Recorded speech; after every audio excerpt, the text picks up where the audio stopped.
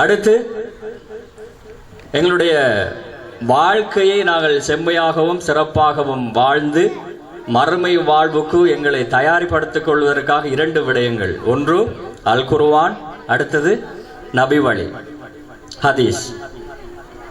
இன்றைய நிகழ்விலே அடுத்ததாக ஹதீஸ் கேட்போம். வழங்குவதற்காக ஹுமைத் டிஃப்ராஸ். ரசூலுல்லாஹி ஸல்லல்லாஹு அலைஹி வஸல்லம் மன் கான யுமினு பில்லாஹி வல் யௌமில் ஆகிர் ஃபல்யகுல் கைரன் அவ் லியஸ்முத். யார் அல்லாஹ்வையும் அவனது இறுதி நாளையும் ஈமான் கொள்கிறாரோ அவர் நல்லதை கதைக்கட்டும் அல்லது வாய் மூடி இருக்கட்டும். கால ரசூலுல்லாஹி ஸல்லல்லாஹு அலைஹி வஸல்லம் அஃலலுல் அமாலி ஸலாத்து ஃபீ அவ்வலி வக்திஹா.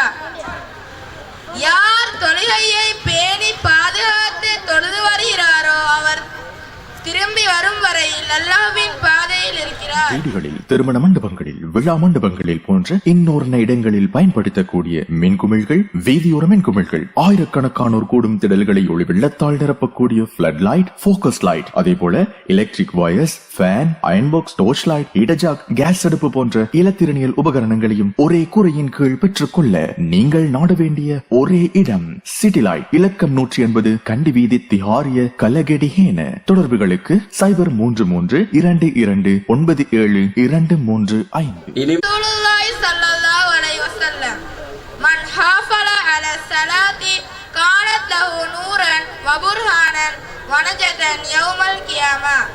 யார் தொழுகையை பேணி தொழுது பாதுகாத்து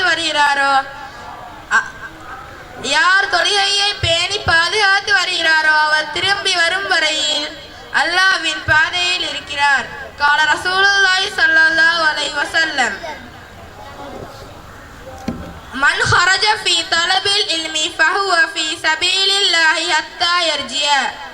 யார் இல்மை தேடி வெளியாகிறாரோ அவர் திரும்பி வரும் வரையில் அல்லாஹ்வின் பாதையில் இருக்கிறார். வஸ்ஸலாம். சொல்லுங்க சத்தமா, எங்க சொல்லுங்க பாப்போம்.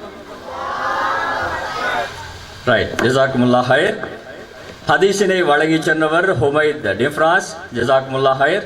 அவருடைய முதலாவது ஹதீஸை கேட்டபோது ஒரு கவிதை ஞாபகம் வந்தது. ஒரு கவிஞர் எழுதியிருந்தார், நல்லதை பேசத்தான் நாத்தந்தான், சிலர் வாய் திறந்தாலே நாத்தந்தான்.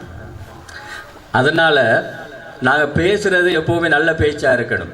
எங்களுடைய சுத்தமா இருக்கணும். சுத்தமானு சொன்னா பிரஷ் பண்ணி அழகா வச்சிருக்கிறது இல்லை.